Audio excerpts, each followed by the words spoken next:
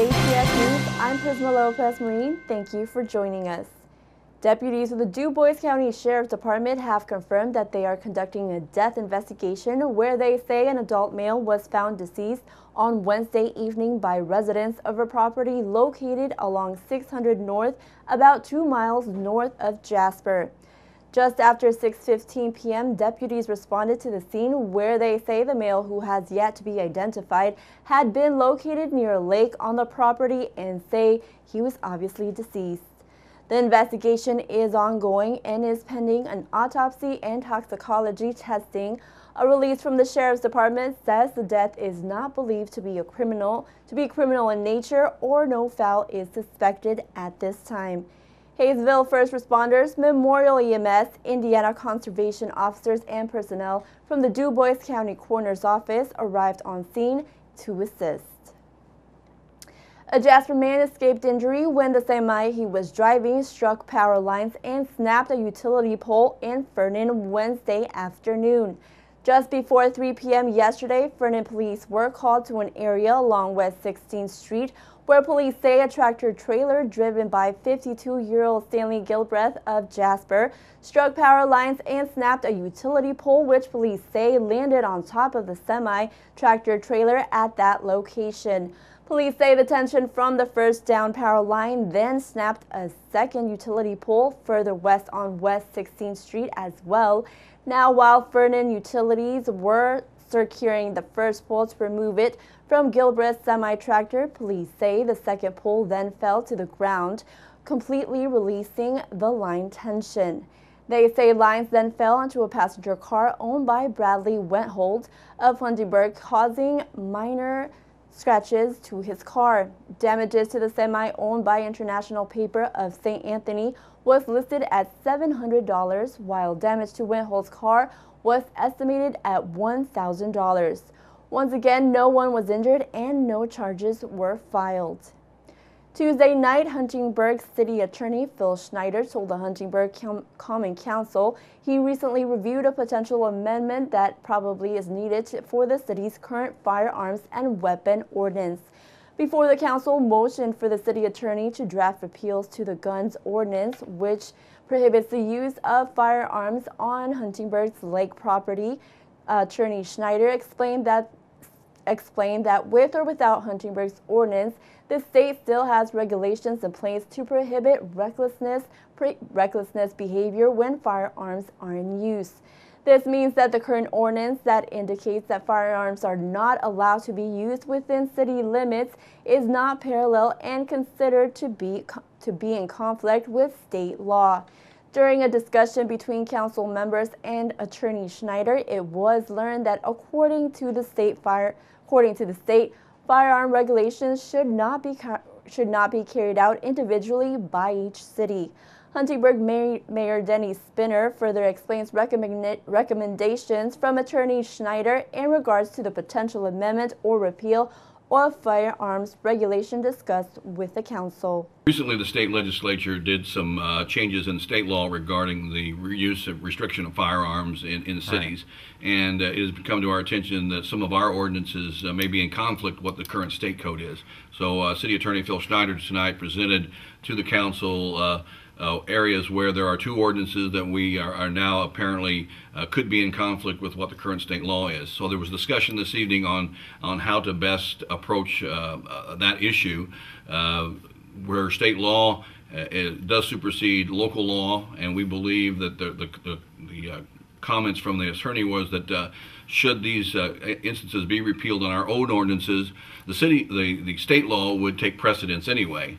This does not mean there's really any significant change in how gun usage is regulated in Huntingburg. It's just that the law from the state is now to the point where we had restrictions in the city in the past really are no longer necessary because of the new state laws that have been enacted.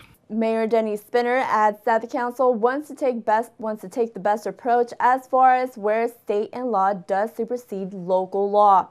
He says that the task for the council was to review the ordinance and for Attorney Schneider to draft appeals towards the local ordinance. The issue was tabled and will be looked at further at the next council meeting. In other business, Tuesday night, the Huntingburg City Council agreed to give Mayor Denny Spinner the ability to submit an application to the Indiana Office of Community and Rural Affairs for funding for the Market Street Park Stellar project. The resolution approves the local match of just over $1.5 million for the park. The local match is made up of $250,000 in economic development income tax funds, $1 million from tax increment finance funds, over $286,000 from the Stellar Endowment on hold at the Du Bois County Community Foundation. $25,000 worth of service will be provided by the city's electric department. The council also rescheduled a public hearing that was supposed to be held regarding a tax abatement for the Indiana Municipal Power Agency Solar Park project along Phoenix Drive on the north side of Huntingburg. The hearing was rescheduled because it was not properly advertised in the city's paper of records due to clerical error. The hearing is rescheduled for 7 in the afternoon on May 10th at Huntingburg City Hall. The council also approved the hiring of Kyle Smith and Jonathan Villanueva, both of Huntingburg, to the Huntingburg Volunteer Fire Department by Fire Chief Scott Patberg. Smith and Villanueva's appointment will then raise the department's number of members to 27. A Crawford County woman working at local construction site was injured after she was hit by a car while directing traffic yesterday afternoon.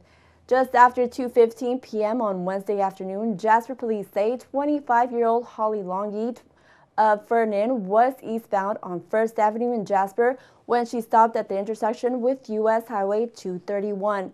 Police say that's where 60-year-old Donna Knight of Eckerty was directing traffic in the intersection due to constructions there. Longy told police she didn't see Knight when she pulled into the intersection to go south on US 231 and struck her.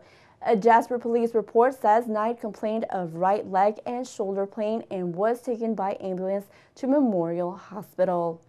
Du Bois County Coalition for Adolescents Resilience and Empowerment Strategies, or also known as CARES, held their second meeting last night at the Jasper School Auditorium.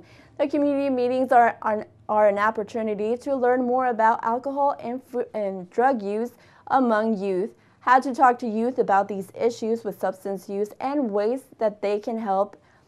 people can help the coalition achieve its mission to empower youth to be alcohol and drug free. CARES member Donna Oding encourages the community to attend the conversations so that the CARES group can collect input and build from the conversations to find a better way to address the issue. It is so important for everyone to attend these meetings to find out more information about the issue. This is about the future of our kids and about the future of our community.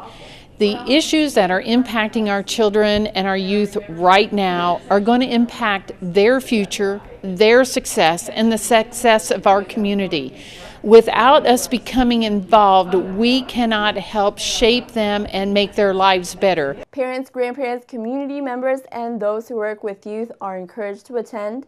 Oding also provides insight on other people in the community who have responded well with interest to be part of the community movement to help the youth regarding this issue.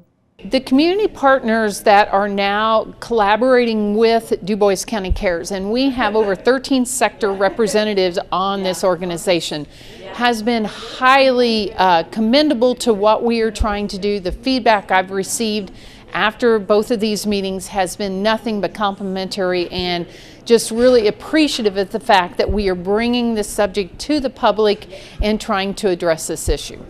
The next meetings will start at 7 p.m. and will take place on Monday, April 18th at the Southridge Middle School Auditorium and on Wednesday, April 27th at the Tri-County YMCA in Fernan. Residents are invited to join in on the conversations to learn more about ways they can help CARES in its mission and, more importantly, support a sustainable alcohol and drug-free culture for the Du Bois County youth. For more information, you can contact Donna Oding at 812-481-7050, or you can also email her at dcoding@duboiscounty.org or Bill Potter at 812-639-6952 and by email at gm@dcbroadcasting.com. Stay tuned, weather and sports still to come on 18 WJTS News.